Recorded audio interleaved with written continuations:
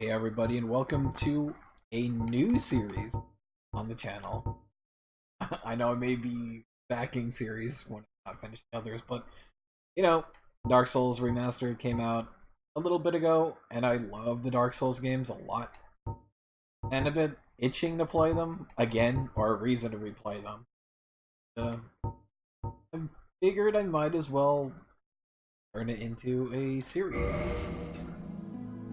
I may have to adjust the volumes, actually. I may do that right now. But yeah,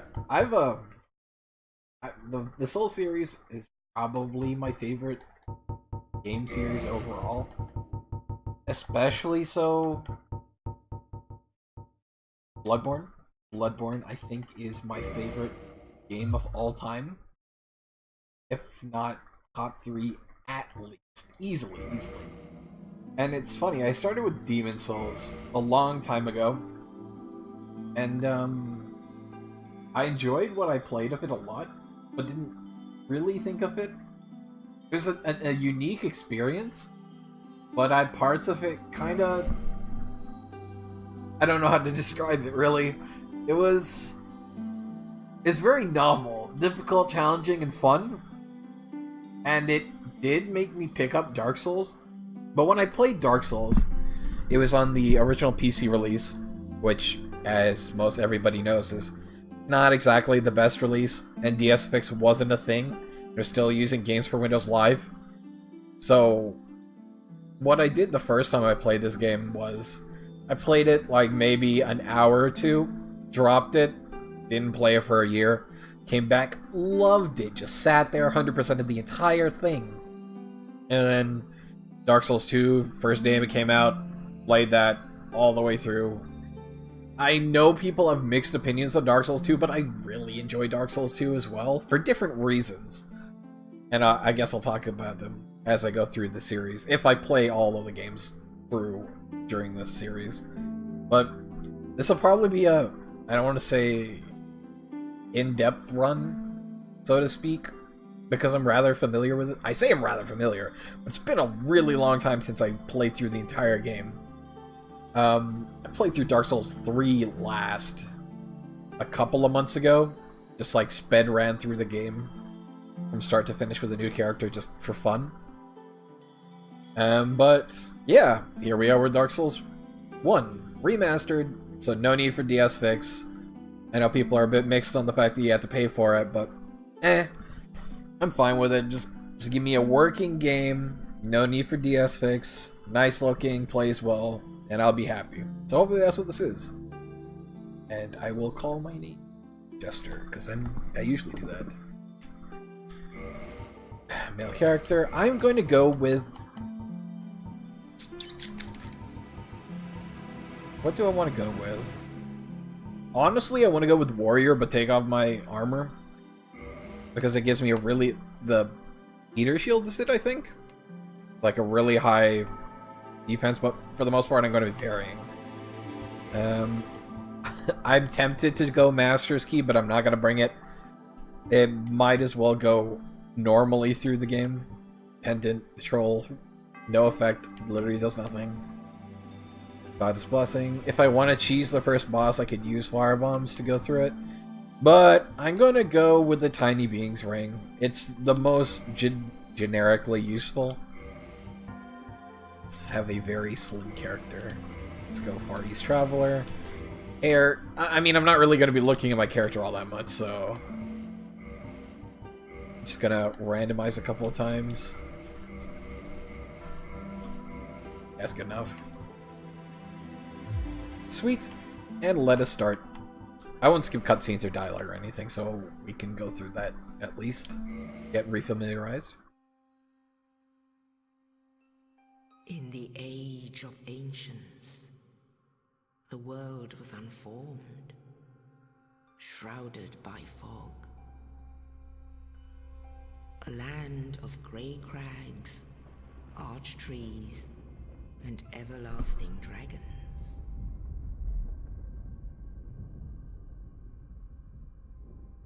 But then there was fire. And with fire came disparity. Heat and cold, life and death, and of course, light and dark.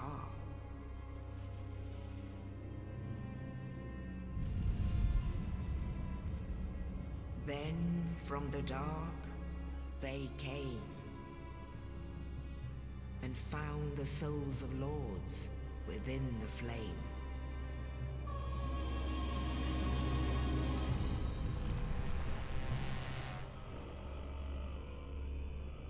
Nito, the first of the dead.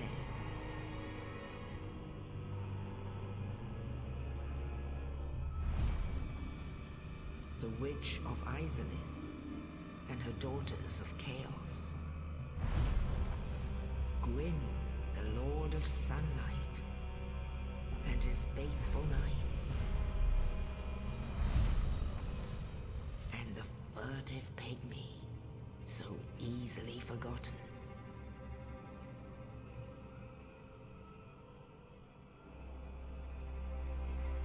With the strength of lords, they challenged the dragons. Gwyn's mighty bolts peeled apart their stone scales. The witches weaved great firestorms. Nito unleashed a miasma of death and disease. And Seath the Scaleless betrayed his own, and the dragons were no more.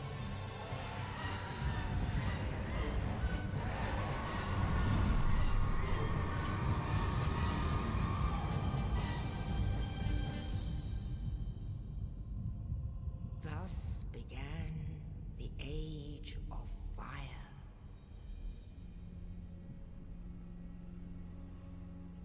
But soon the flames will fade, and only dark will remain.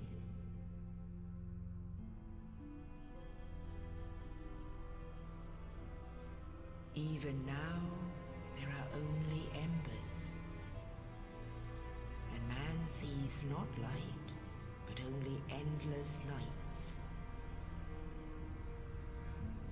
And amongst the living are seen carriers of the accursed dark sign.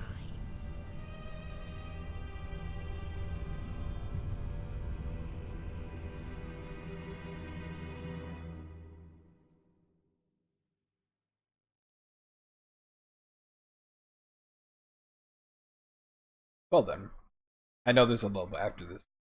Might as well be quiet. After this bit loads.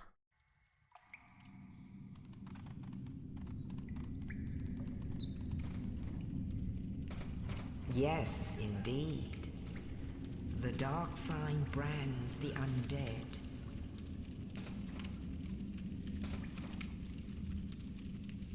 And in this land,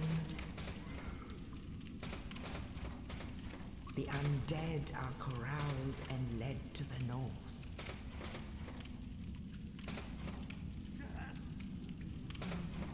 Where they are locked away to await the end of the world.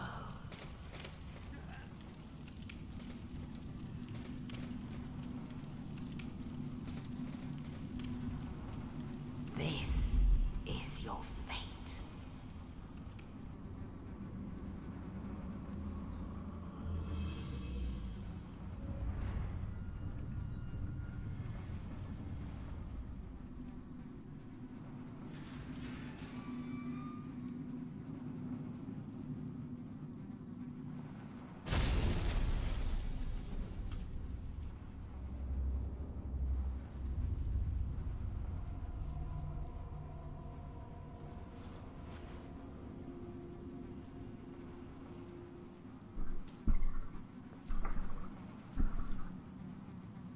Thanks, Oscar. So, Northern Undead Asylum. I don't know what type of playthrough I want this to be other than just like me going through the game and enjoying it. But I might talk a bit about the lore, Because the lore is, like, by far one of my favorite aspects of the Soul series. And, the premise is we are a lonely undead in a land... Wow, that's way more prominent this time. Hey, wandering demon. So the way that Dark Souls works is every game takes place during a time where the fire of life, fades, and the land of humans is overcome by the curse of the undead. People no longer die. They instead slowly fade away. Their thoughts, memories, identities fade into obscurity, nothingness, and everyone becomes what is known as a hollow. When you fully hollowed, you essentially become a zombie. You only act on instinct, you attack everything that goes near you, you attack your loved ones, all that kind of stuff. And, in this case, many of the undead are put in this northern asylum, you included, to eventually hollow away, forgotten in a cold, dank cell. But our character is not hollowed fully, and there are characters that are hollow formed, but still retain their semblance of humanity. It's only after a certain point, when you've forgotten your purpose, your identity, your ideals, that you become fully hollow. And our story begins with you in the cell, and a young man saving you from your prison. Hello, Asylum Demon. I'm not gonna fight you, though. So... Wow, I didn't realize the music cut out that quickly. So now we're just traversing the Asylum of the Undead. Can I... Still mid-rolling.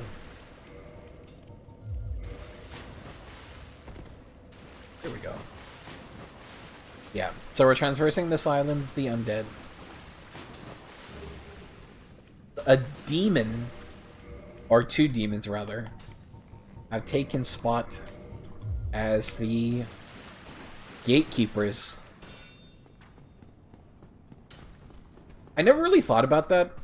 The fact that it's a bunch of demons that are taking over and watching this place. Wow, max up does no damage.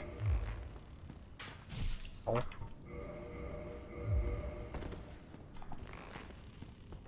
And, yeah, as the intro talked about, there was various lords who took parts of the original First Flame and empowered themselves, but things went kinda bad.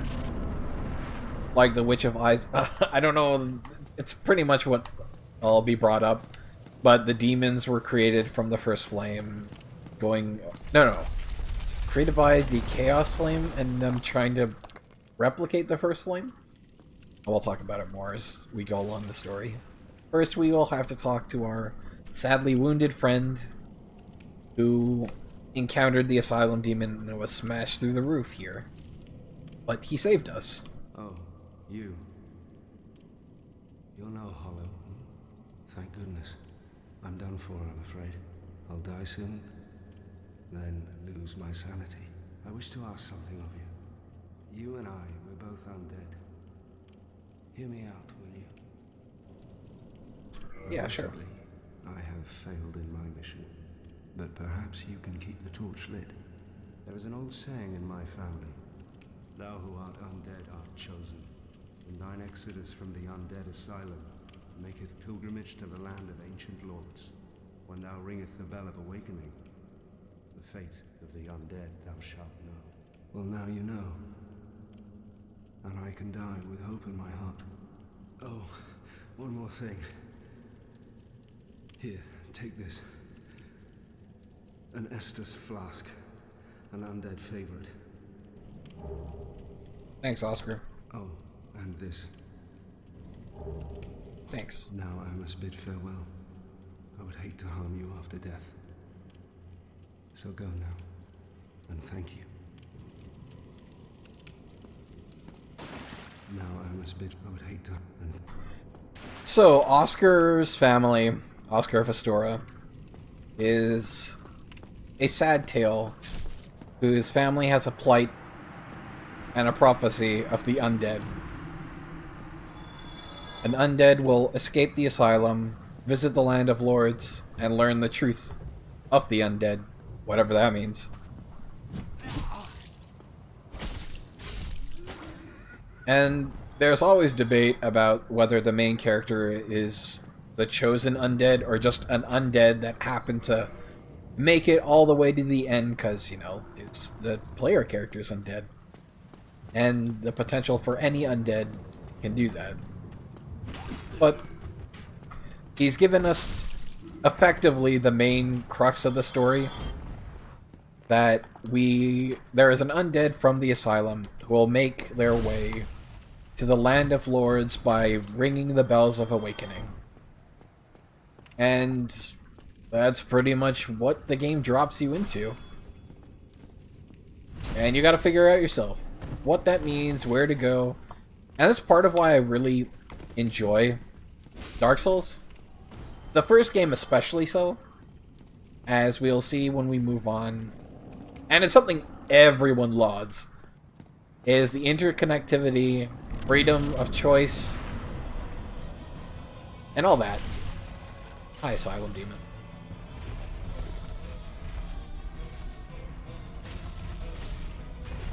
Ow.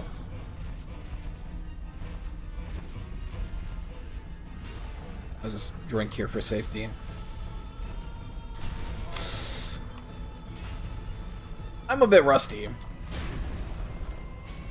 Am I slow rolling again? Or mid rolling?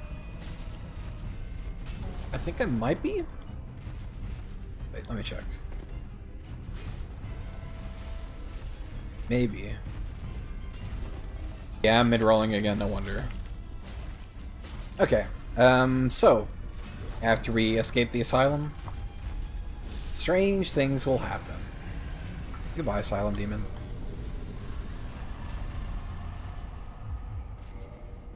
You said I need to look at my humanity. Should have enough. Yeah, okay. There we go. The reason why I've taken off a lot of the armor is so I can fast roll. There's 3 stages of rolling: fast roll, mid roll, and fat roll. Each one of them has specific invincibility frames, and I just like the freedom of dodging. I'm much more a dodge type person than a shielder. But shields are useful, fun for parrying, so I always keep one on me. Anyway, so there goes our adventure at the asylum done. Oscar has set us on our journey, given us an Estus flask, which is interesting. Like, I never thought about the fact that it's a favorite of the undead, or what Estus flasks really are. Yeah, the undead treasure. These dulled green flasks fill the Estus with at bonfire, fills HP. The Estus flasks are linked to firekeepers. The Dark Tales also reference an emerald flask from the Keeper's soul. She lives to protect the flame and dies to protect it further.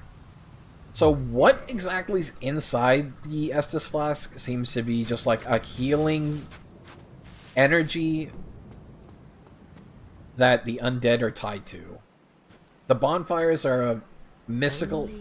I'll talk about it after, actually. Ancient legends, it is stated that one day an undead shall be chosen.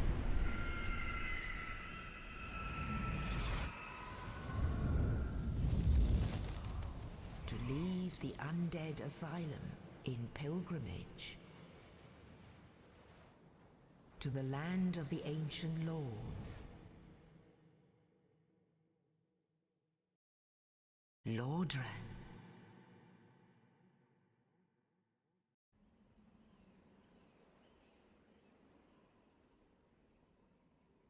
Okay.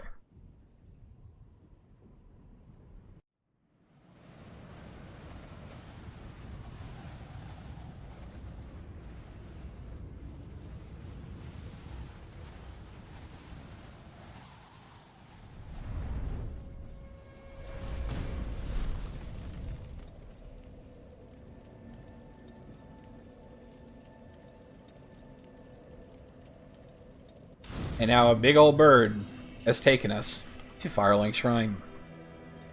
There's a lot of debate about who the bird is, why there's just this giant bird that's part of the prophecy.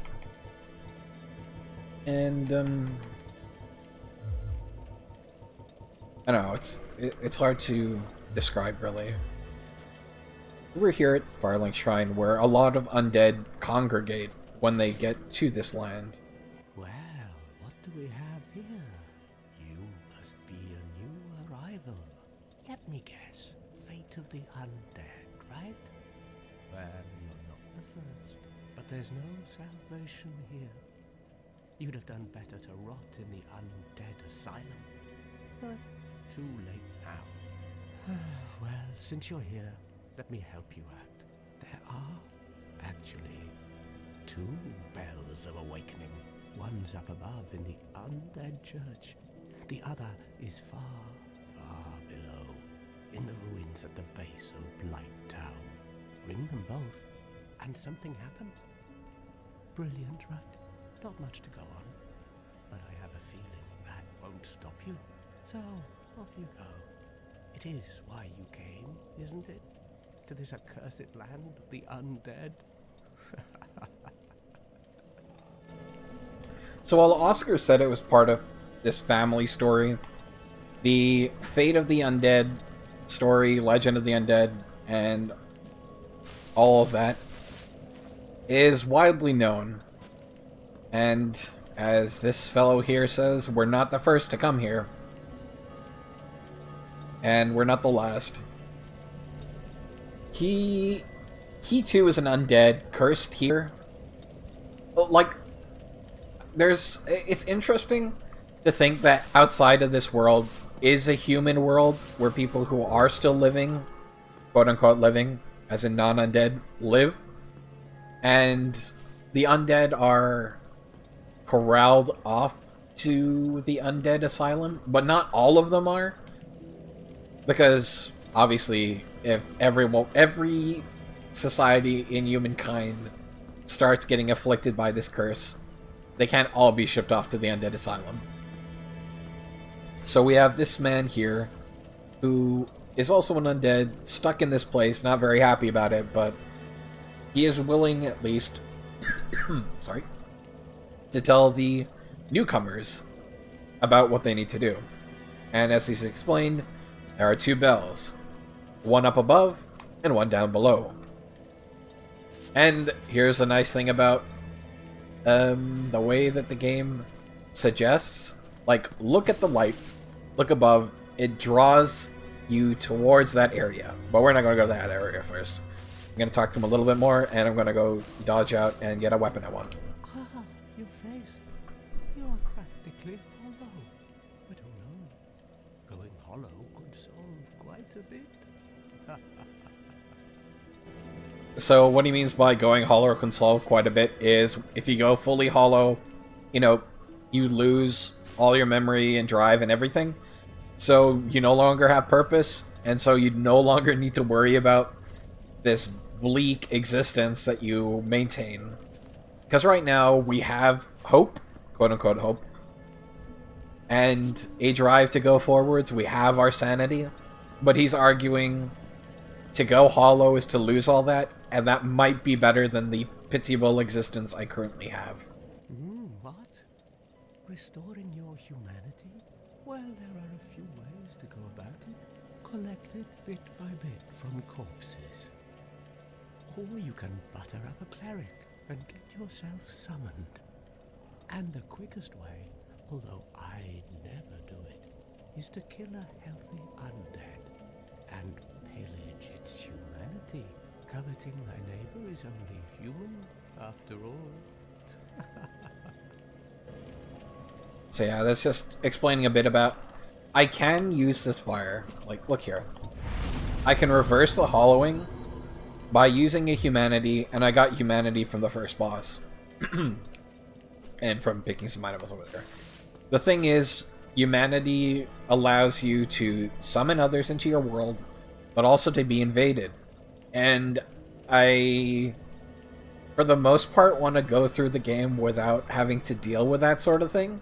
so I'm gonna stay in hollowed form because there's no real drawbacks to it compared to some of the other games. Well, Dark Souls 3 doesn't have that mechanic. Dark Souls 2 has an interesting hollowing mechanic, which I'll go to when I get to that game. But let's talk a bit more to our friend here. What are you looking at? Don't try anything clever. You might regret it. What? You want to hear more? Oh, that's all we need. Another inquisitive soul. Well, listen carefully then.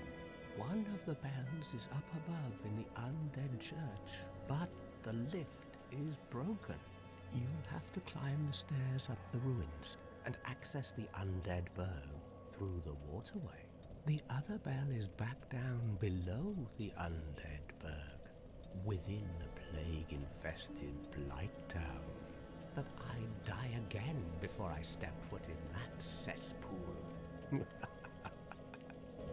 So if you keep talking to him, he'll give you more clues about where to go. So obviously he's saying go up through the waterways right here, because the elevator for it is broken. The elevator for it's over here. But, let's see. Pick up some items. But yeah, so on the point of humanity, the undeads keep it and can covet it from other things, and it prevents them from going hollow. So it's a strange, dark commodity. Hello there. I believe we are not acquainted. I am Petrus of Thoroland. Have you business with us? If not, I'd prefer to keep a distance, if possible. I forget how the holy men treat the undead. He too is undead, but I feel like, from what I recall, being an undead is both a holy thing and it marks you for exile? Hello there. I realize that I have requested that we retain our distance, but I also want you to know that it is not meant in ill will. Here, take this as a token of peace. No, go ahead. It's for you. Yay! Giving me a coin Oh that I can't really use. You again? Yeah. Oh, I know. How about this? I have to await my companions here anyway. So what if I were to teach you some miracles? Would that please you? Yeah. Very well. Then first, a covenant with the gods.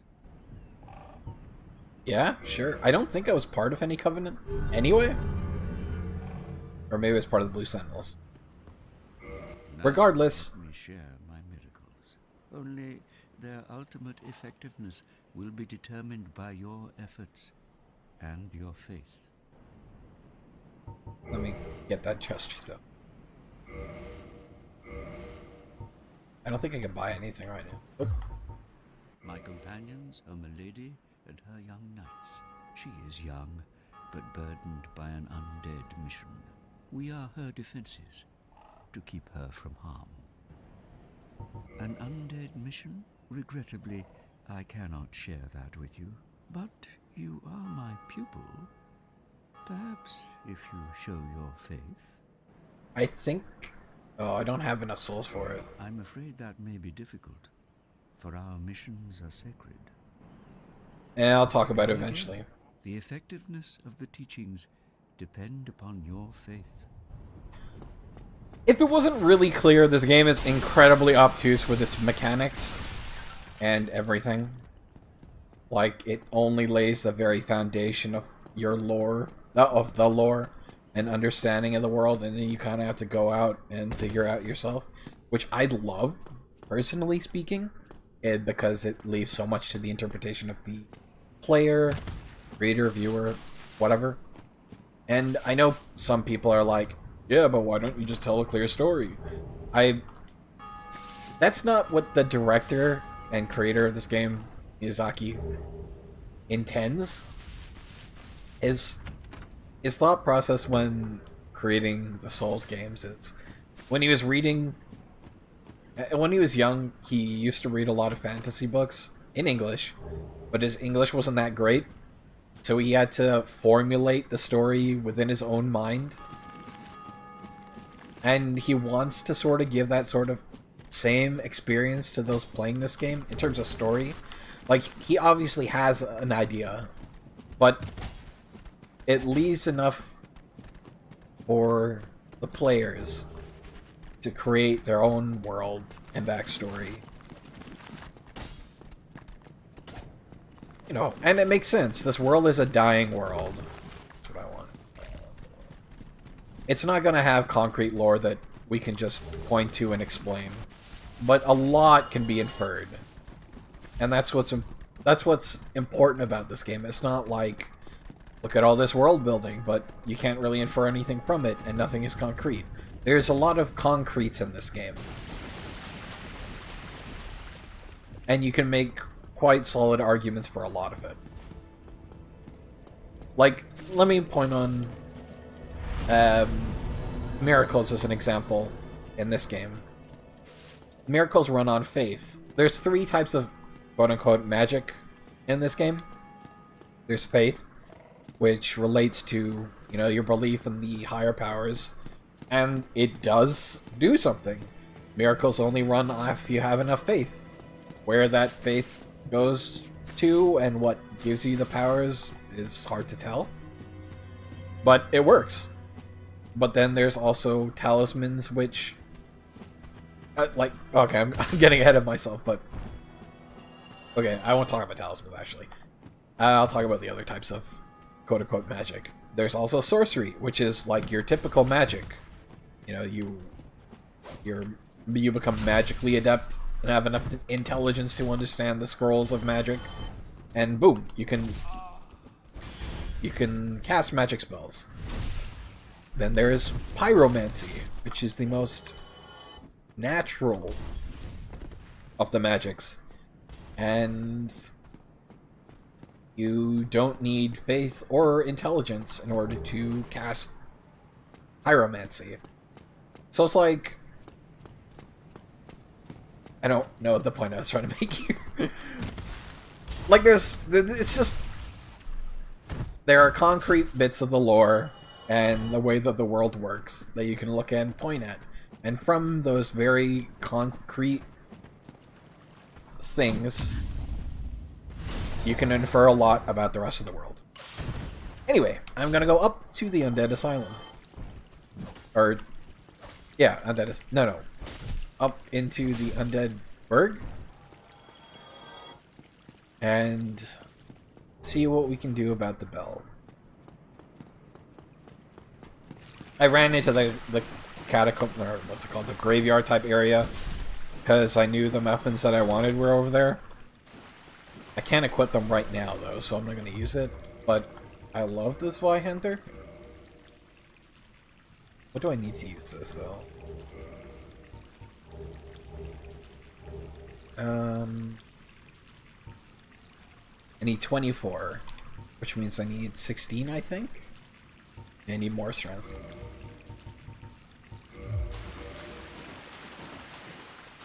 Again, I've played through this game many times, so I might just go off on conversational tangents while I'm playing the game, and what I'm talking about probably won't fit what's going on the screen, but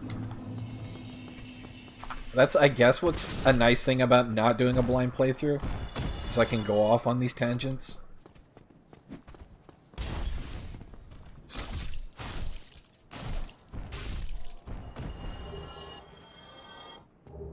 Short sword.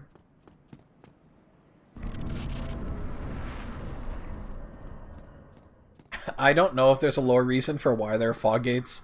There was in the first game, but as in Demon Souls, but they kind of just kept it as a recurring thing, usually signifying there's a boss ahead. Oh, yeah, I can't drop. But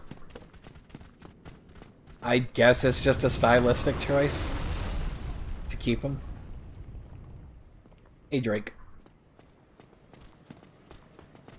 Usually fog gates like that signify the entrance to a new area or a boss is ahead. You know, some physical barrier that lets you know more than anything that there's something ahead. Hit by the arrow.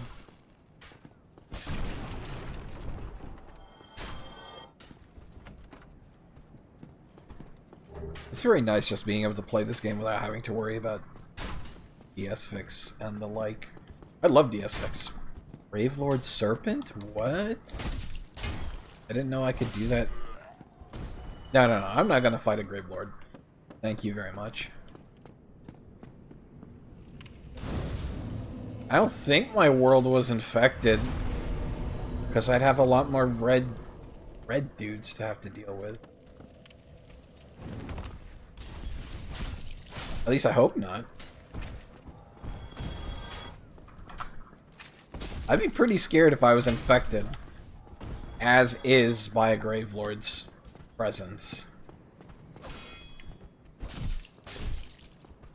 But I didn't get a warning. So Gravelords are an interesting covenant in this game. And as you probably guess, covenants are like... I guess that doesn't really need explanation what covenants are. But... they're related to Gravelord Nito, and they effectively make your game way harder by infecting your world with high-tier enemies that take a lot more damage. Like red spirits that just mess your game up, and you're in for a bad time. And when I did play, I didn't... Like, the online wasn't super active. Wits about you, hmm? Then you are a welcome customer. I trade for souls. Everything's for sale. That's one thing that I actually love about the Souls games, is their dialogue. The dialogue and voice acting in this game is superb. Everyone just acts deranged. There's... Actually, no. They don't act deranged. They act like they're on a stage play. And that makes it very interesting. They're all characters with exaggerated personalities. But that makes sense. They're in a dying world. Most of them have died many times, close to the form of... close to becoming hollow, losing their essence, so they're at wit's end. And they all just are very memorable. Things are getting treacherous in these parts. A horrible goat demon has moved in below. And up above, there's that humongous drake and a bull demon too. If you stick around this place, it might end up being your grave. Everybody laughs. Here, I'm not here to chit-chat. We talk business, or we talk nothing at all. I already gave you my business. Yeah, I'm not here to... We talk... Thank you kindly. I actually love that a lot of the NPCs laugh. They have such distinct laughs. And the way they laugh tells you a lot about the person or character. Like, I'd say that guy is really well voice acted.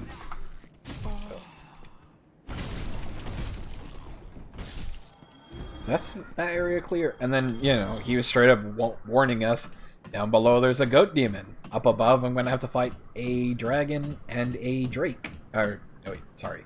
A dragon and a bull demon.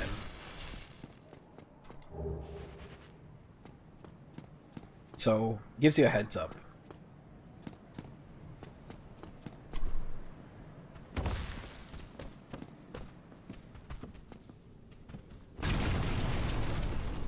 As far as I know, nothing about this game was changed or altered in any way, so it's more on my memory of where things are.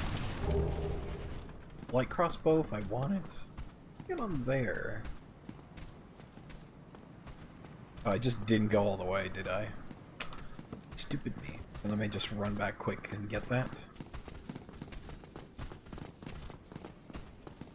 Oh yes, I forgot. It said as well, every time you rest at a bonfire, all the enemies respawn. I forget what the justification was in lore, but it made sense when I last looked into it. What the heck just happened? Did that game just break? Game?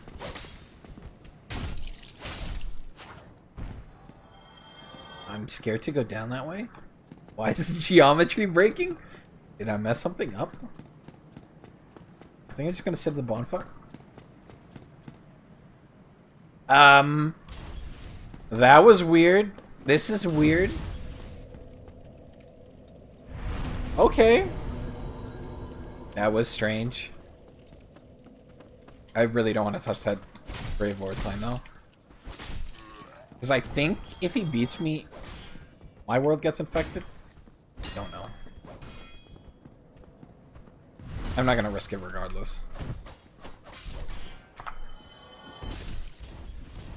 But I do want that item on that corner over there. Even if it is just like fire bombs or something. This place is a big hotspot for PvP. So it's not unsurprising that there's a lot of bloodstains, which shows where players have died, and signs to summon and fight. Like if I was human, I'd probably see a lot more.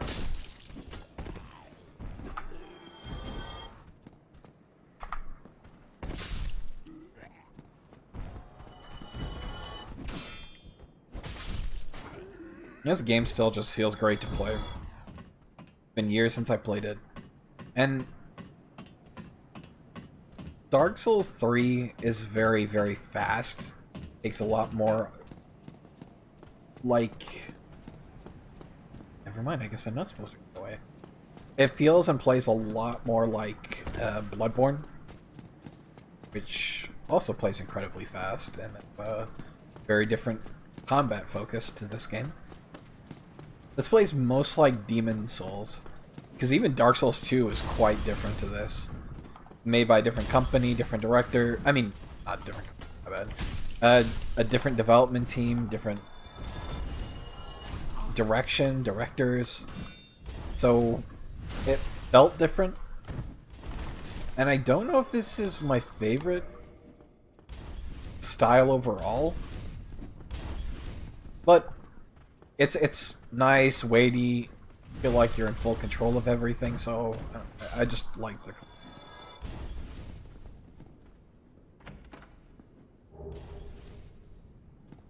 I'm also a bit of a hoarder. Even if the items are not fantastic, I'm quite likely to pick them up and store them forever.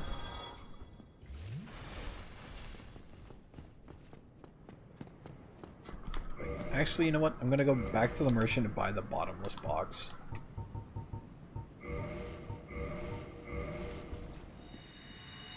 That's a nice quality of life feature, though. In the first iteration of the game, you would have to sit there and spam use souls over and over and over again. It's kind of like, why? So I'm down for quality of life changes in this game. I do not know why the geometry is breaking, though. And that's bizarre. That's a very strange bug. I'm very confused right now. Like, I can only do this because I know the geometry, but why is it breaking like that? I don't know. It's weirding me out a bit. Let me just sit down here. I just want to buy the box, man. Let me buy the box.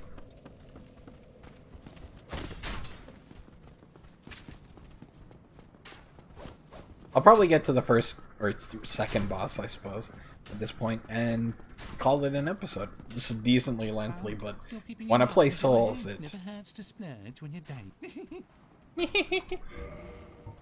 when playing a Souls game. Yeah, I do want to. Dang it! Okay, I need 3. How much do I need? 4,000 souls.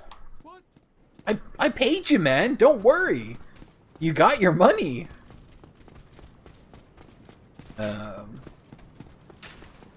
It's very understandable that souls are used as a bartering tool in this world, because souls let you empower yourself, get stronger, and the like. So they're a very worthwhile commodity. Oh.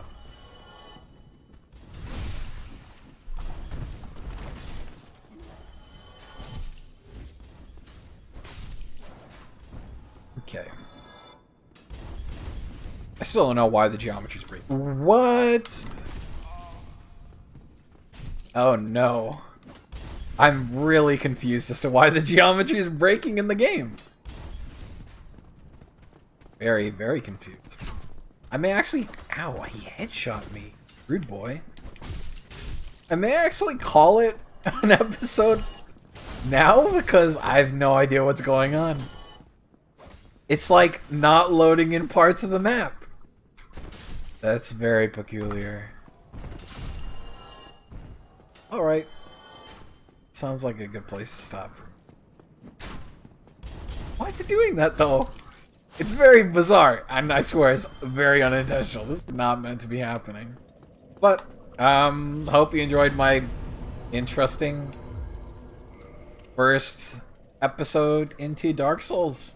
And I hope you join me next time, where we should hopefully progress a lot more and hopefully not run into any of these weird non-loading areas issues. Anyway, I hope you enjoyed it. And bye-bye. If I can get to the window. There we go. Bye-bye.